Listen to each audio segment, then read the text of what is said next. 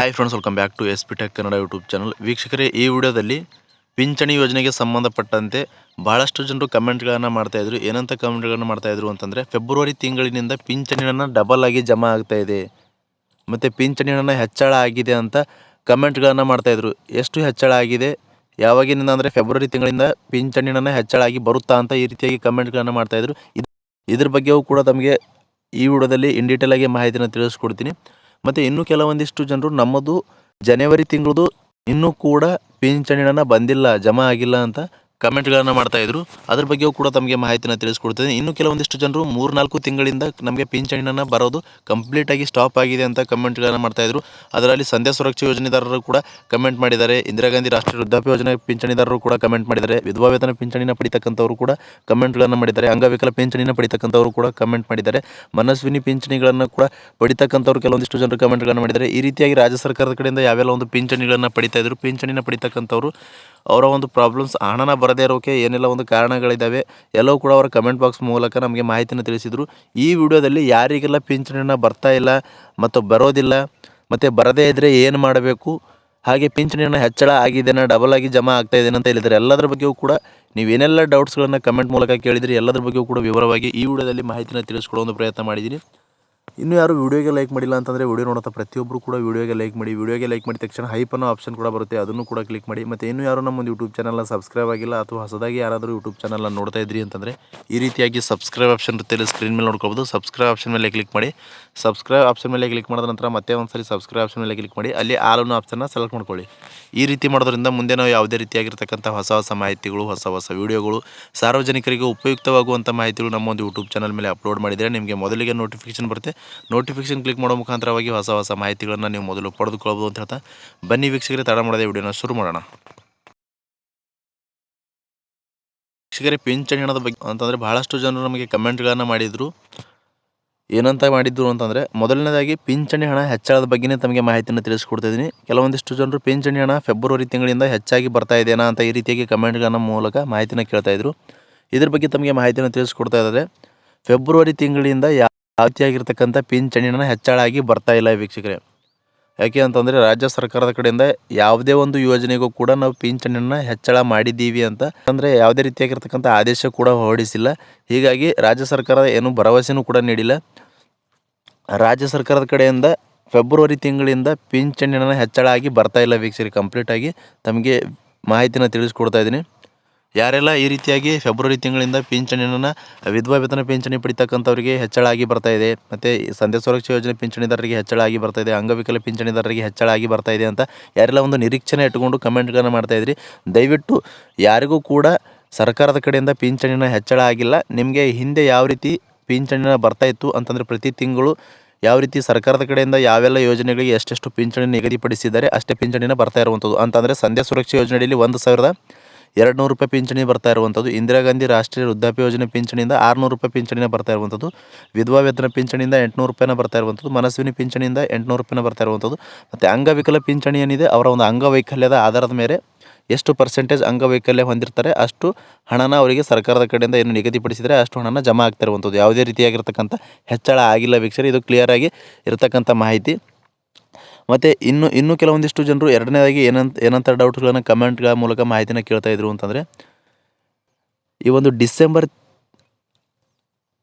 ಅಂದರೆ ವೀಕ್ಷಕರೇ ಇವಾಗ ಫೆಬ್ರವರಿ ತಿಂಗಳಲ್ಲಿ ಪಿಂಚಣಿ ಹಣ ಡಬಲ್ ಆಗಿ ಜಮಾ ಆಗ್ತಾ ಇದೆ ಅಂತ ಈ ರೀತಿಯಾಗಿ ಕಮೆಂಟ್ಗಳನ್ನು ಮಾಡ್ತಾಯಿದ್ರು. ಇದ್ರ ಬಗ್ಗೆ ತಮಗೆ ಮಾಹಿತಿನ ತಿಳಿಸ್ಕೊಡೋದಾದರೆ ವೀಕ್ಷಕರೇ, ಯಾರೆಲ್ಲ ಈ ರೀತಿಯಾಗಿ ಡಬಲ್ ಆಗಿ ಪಿಂಚಣಿ ಹಣ ಒಂದೇ ತಿಂಗಳಲ್ಲಿ ಯಾರಿಗೂ ಕೂಡ ರಾಜ್ಯ ಸರ್ಕಾರದ ಕಡೆಯಿಂದ ಬರೋದಿಲ್ಲ, ಒಂದೇ ತಿಂಗಳಲ್ಲಿ ಯಾರಿಗೂ ಕೂಡ ಡಬಲ್ ಪಿಂಚಣಿನ ಸರ್ಕಾರದ ಕಡೆಯಿಂದ ಬಿಡುಗಡೆ ಆಗೋದಿಲ್ಲ ಮತ್ತು ಜಮಾನೂ ಆಗೋದಿಲ್ಲ, ಅವರಿಗೆ ಜನವರಿ ತಿಂಗಳು ಅಂತಂದರೆ ಜನವರಿ ತಿಂಗಳಲ್ಲಿ ಯಾರಿಗೆಲ್ಲ ಪಿಂಚಣಿನ ಜಮಾ ಆಗಿರಲ್ವೋ, ತಾಂತ್ರಿಕ ಸಮಸ್ಯೆಯಿಂದ ಆಗಿರ್ಬೋದು ಅಥವಾ ಏನಾದರೂ ಸಮಸ್ಯೆಯಿಂದ ಹಣ ಬರೋದು ಸ್ಟಾಪ್ ಆಗಿತ್ತು ಅಂತಂದರೆ, ರಾಜ್ಯ ಸರ್ಕಾರದ ಕಡೆಯಿಂದ ಬರೋದು ಡಿಲೇ ಆಗಿತ್ತು, ಬ್ಯಾಂಕ್ ಸರ್ವರ್ ಪ್ರಾಬ್ಲಮಿಂದ ಈ ರೀತಿಯಾಗಿ ಹಣನ ಜಮಾ ಆಗಿಲ್ಲ ಅಂತಂದರೆ ಅಂಥವರಿಗೆ ಮಾತ್ರ ಫೆಬ್ರವರಿ ತಿಂಗಳಲ್ಲಿ ಜನವರಿ ತಿಂಗಳದ್ದು ಸೇರಿಸಿ ಫೆಬ್ರವರಿ ತಿಂಗಳಲ್ಲಿ ಹಣನ ಜಮಾ ಆಗ್ತಾ ಇರುವಂಥದ್ದು. ಅಂಥವರಿಗೆ ಫೆಬ್ರವರಿ ತಿಂಗಳಲ್ಲಿ ಜನವರಿ ತಿಂಗಳದ್ದು ಪಿಂಚಣಿ ಹಣ ಮತ್ತು ಫೆಬ್ರವರಿ ತಿಂಗಳ ಪಿಂಚಣಿ ಹಣ 2 ತಿಂಗಳ ಹಣನ ಫೆಬ್ರವರಿಲಿ ಜಮಾ ಆಗುತ್ತೆ. ಅಂಥವರಿಗೆ ಆ ರೀತಿಯಾಗಿ ಡಬಲ್ ಪಿಂಚಣಿ ಹಣನ ಜಮಾ ಆದಂಗೆ ಅಂತ ಮಾಹಿತಿನ ಇರುವಂಥದ್ದು. ಹೀಗಾಗಿ ಒಂದೇ ತಿಂಗಳಲ್ಲಿ ನಿಮಗೆ ಫೆಬ್ರವರಿ ತಿಂಗಳಲ್ಲಿ ಜನವರಿ ತಿಂಗಳದ್ದು ಹಣನ ಬಂದಿತ್ತು ಮತ್ತು ಫೆಬ್ರವರಿ ತಿಂಗಳಲ್ಲಿ ಡಬಲ್ ಆಗಿ ಪಿಂಚಣಿನ ಜಮಾ ಆಗೋದಿಲ್ಲ ವೀಕ್ಷಕರೇ. ಇದು ಕ್ಲಿಯರ್ ಆಗಿ ತಮಗೆ ಅರ್ಥ ಆಗಿದೆ ಅನ್ಕೋತೀನಿ. ಯಾರಿಗೆಲ್ಲ ಜನವರಿ ತಿಂಗಳಲ್ಲಿ ಬಂದಿರಲ್ವೋ ಅಂಥವರಿಗೆ ಜಮಾ ಆಗುತ್ತೆ. ಇನ್ನು ಕೆಲವೊಂದಿಷ್ಟು ಕಳೆದ 2-3 ತಿಂಗಳಿಂದ ನಮಗೆ ಪಿಂಚಣಿನ ಬರ್ತಾ ಇಲ್ಲ, ಜಮಾ ಆಗ್ತಾ ಇಲ್ಲ ಅಂತ ಕಮೆಂಟ್ಗಳನ್ನು ಮಾಡ್ತಾಯಿದ್ರು. ಇದ್ರ ಬಗ್ಗೆ ತಮಗೆ ಮಾಹಿತಿನ ತಿಳಿಸುವುದಾದರೆ, ಕಳೆದ 2-3-4 ತಿಂಗಳಿಂದ ನಿಮಗೆ ಪಿಂಚಣಿನ ಬರ್ತಾ ಇಲ್ಲ ಅಂತಂದರೆ ನೀವು ಸ್ಟೇಟಸ್ನ ಚೆಕ್ ಮಾಡ್ಕೊಳ್ಬೇಕಾಗುತ್ತೆ ವೀಕ್ಷಕರೇ. ಯಾಕೆ ಅಂತಂದರೆ ಭಾಳಷ್ಟು ಜನರದು ನಾವು ಪಿಂಚಣಿ ಯಾರ್ದೆಲ್ಲ ಒಂದು ಕ್ಯಾನ್ಸಲ್ ಆಗಿದೆ, ಬರ್ತಾ ಇಲ್ಲ 2-3-4 ತಿಂಗಳಿಂದ ಅಂತಂದರೆ ಅವರ ಒಂದು ಪಿಂಚಣಿಗಳನ್ನು ಪರಿಶೀಲನೆ ಮಾಡಿದಾಗ ಪಿಂಚಣಿ ಸ್ಟೇಟಸ್ ಚೆಕ್ ಮಾಡಿದಾಗ ಡಿಆಕ್ಟಿವ್ ಮತ್ತು ಕ್ಯಾನ್ಸಲ್ ಅಂತ ಆಗಿರುವಂಥ ಪಿಂಚಣಿದಾರದು ಭಾಳಷ್ಟು ಪಿಂಚಣಿಗಳನ್ನು ಬಂದಿರುವಂಥದ್ದು. ಯಾಕೆ ಅಂತಂದರೆ ಅವರ ಒಂದು ಬ್ಯಾಂಕ್ಗೆ ಆಧಾರ್ ಸೀಡಿಂಗ್ ಆಗದೇ ಇರುವ ಕಾರಣಕ್ಕಾಗಿ ಕ್ಯಾನ್ಸಲ್ ಆಗಿದೆ, ಮತ್ತು ಹಣನ ಬಂದಿಲ್ಲ, ಮತ್ತು KYC ಆಗಿಲ್ಲ, ಮತ್ತು ಬ್ಯಾಂಕ್ ಕಡೆಯಿಂದ NPCI ಲಿಂಕ್ ಕೂಡ ಆಗಿರಲಿಲ್ಲ. ಹೀಗಾಗಿ ಯಾರ್ದೆಲ್ಲ ಈ ರೀತಿಯಾಗಿ ಪ್ರಾಬ್ಲಮ್ಸ್ ಇತ್ತು ಬ್ಯಾಂಕ್ ಕಡೆಯಿಂದ ಅಂಥವ್ರಿಗೂ ಕೂಡ ಹಣ ಬಂದಿಲ್ಲ. ಮತ್ತು ಇನ್ನೂ ಕೆಲವೊಂದಿಷ್ಟು ಜನರದು NPCI ಲಿಂಕೇ ಆಗಿಲ್ಲ, ಅಮೌಂಟ್ ಹೋಲ್ಡ್ ಆಗಿ ನಿಂತಿದೆ ವೀಕ್ಷಕರೇ. ಇನ್ನು ಕೆಲವೊಂದಿಷ್ಟು ಜನರು ಏನು ಮಾಡಿದ್ದಾರೆ ಅಂತಂದರೆ NPCI ಚೇಂಜ್ ಮಾಡಿದ್ದಾರೆ. ಒಂದು 2 ಅಕೌಂಟ್ಗಳನ್ನ ಹೊಂದಿದ್ರು ಅಂತಂದರೆ ಒಂದು ಅಕೌಂಟಿಂದ ಬೇರೆ ಅಕೌಂಟ್ಗಳಿಗೆ NPCI ಲಿಂಕ್ ಮಾಡಿದ್ದಾರೆ. ಯಾವ ಒಂದು ಅಕೌಂಟಿಗೆ NPCI ಲಿಂಕ್ ಮಾಡಿರ್ತಾರೆ ಆ ಒಂದು ಅಕೌಂಟಿಗೆ ಹಣನ ಪಿಂಚಣಿಯನ್ನು ಜಮಾ ಆಗ್ತಾ ಇರುತ್ತೆ. ಹಳೆ ಅಕೌಂಟ್ ಏನಿರುತ್ತೆ ಅದಕ್ಕೆ ಜಮಾ ಆಗೋದು ಸ್ಟಾಪ್ ಆಗಿರುತ್ತೆ. ಇದನ್ನು ಕೂಡ ಕ್ಲಿಯರಾಗಿ ತಮಗೆ ಅರ್ಥ ಆಗೋ ರೀತಿಯಾಗಿ ತಿಳಿಸ್ಕೊಟ್ಟಿದ್ದೀನಿ. ಮತ್ತು ಇನ್ನೂ ಕೆಲವೊಂದಿಷ್ಟು ಜನರು ಯಾವ ಕಾರಣಕ್ಕಾಗಿ ಪಿಂಚಣಿನ ಸ್ಟಾಪ್ ಆಗ್ತಾಯಿದೆ ಅಂತಂದರೆ, ಅವರು ಯಾರೆಲ್ಲ ಒಂದು ಪಿಂಚಣಿನ ಪಡಿತಾ ಇದ್ದಾರೆ, ಪಿಂಚಣಿನ ಪಡಿತಕ್ಕಂಥವ್ರು ಕೂಡ ಈ ಒಂದು ಜೀವನ ಪ್ರಮಾಣ ಪತ್ರವು ಕೂಡ ಸಲ್ಲಿಸಬೇಕು ಅಂತ ಮಾಹಿತಿನ ತಿಳಿಸಿರುವಂಥದ್ದು.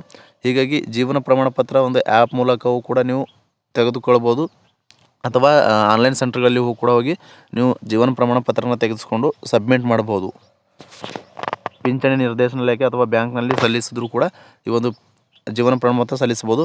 ಇನ್ನು ಕೆಲವೊಂದಿಷ್ಟು ಜನರಿಗೆ ಪಿಂಚಣಿನ ಅಂದರೆ ಡಾಕ್ಯುಮೆಂಟ್ ಸರಿಯಾಗಿ ಹೊಂದಾಣಿಕೆ ಆಗ್ತಾ ಇಲ್ಲ ಅನ್ನುವ ಕಾರಣಕ್ಕಾಗಿ ಪಿಂಚಣಿಗಳನ್ನು ರದ್ದಾಗಿದೆ, ಕ್ಯಾನ್ಸಲ್ ಆಗಿದೆ ವೀಕ್ಷಕರೇ.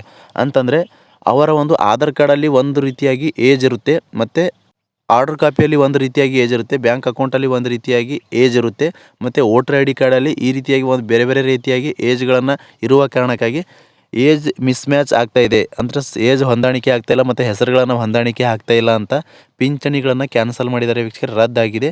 ಮತ್ತು ಇನ್ನೂ ಕೆಲವೊಂದಿಷ್ಟು ಜನರು ಆದಾಯ ತೆರಿಗೆಗಳನ್ನು ಕಟ್ತಕ್ಕಂಥವ್ರದ್ದು ಪಿಂಚಣಿಗಳು ಕೂಡ ರದ್ದಾಗಿದೆ. ಯಾರೆಲ್ಲ ಒಂದು ಆದಾಯ ತೆರಿಗೆಗಳನ್ನು ಕಟ್ತಕ್ಕಂಥವ್ರು ಮತ್ತು ಯಾರೆಲ್ಲ ಒಂದು ಸರ್ಕಾರಿ ನೌಕರರ ಆಗಿದ್ದರೂ ಕೂಡ ರಾಜ್ಯ ಸರ್ಕಾರದ ಕಡೆಯಿಂದ ಒಂದು ಸರ್ಕಾರಿ ಪಿಂಚಣಿಗಳನ್ನು ಪಡಿತಾ ಇದ್ರು ಅಂತಂದರೆ ಅಂಥವ್ರದ್ದು ಕೂಡ ಪಿಂಚಣಿಗಳನ್ನು ರದ್ದಾಗಿದೆ ವೀಕ್ಷಕರೇ.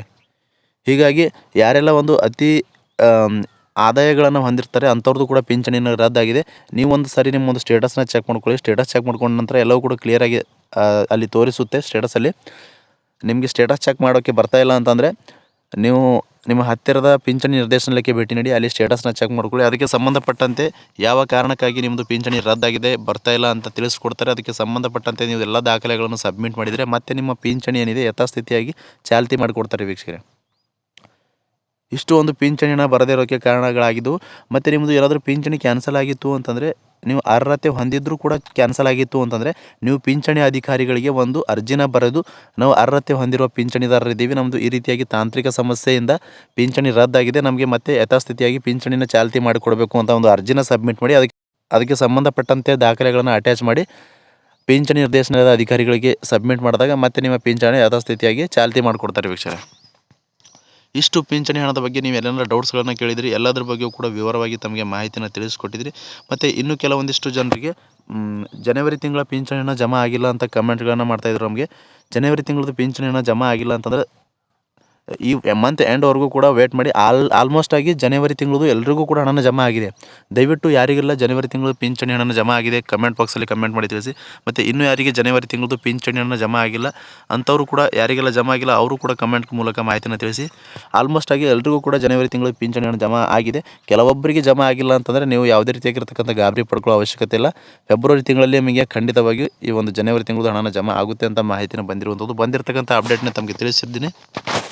ಮತ್ತೇನಾದರೂ ಡೌಟ್ಸ್ ಇದ್ದರೂ ಕೂಡ ಕಮೆಂಟ್ ಬಾಕ್ಸಲ್ಲಿ ಕಮೆಂಟ್ ಮಾಡಿ. ಅಂತಹ ಕಮೆಂಟ್ಗಳಿಗೆ ನಾನು ಆದಷ್ಟು ರಿಪ್ಲೈ ಮಾಡೋದಕ್ಕೆ ಪ್ರಯತ್ನ ಮಾಡ್ತೀನಿ ಅಂತ ಹೇಳ್ತಾ, ಇಷ್ಟು ಈ ಒಂದು ವಿಡಿಯೋನ ಫ್ರಮ್ ಬಿಗಿನಿಂಗಿಂದ ಎಂಡ್ವರೆಗೂ ಮಿಸ್ ಮಾಡದೆ ಕಡೆ ತನಕ ವಾಚ್ ಮಾಡಿದಂಥ ಪ್ರತಿಯೊಬ್ಬರಿಗೂ ಕೂಡ ಹೃದಯಪೂರ್ವಕ ಧನ್ಯವಾದಗಳು.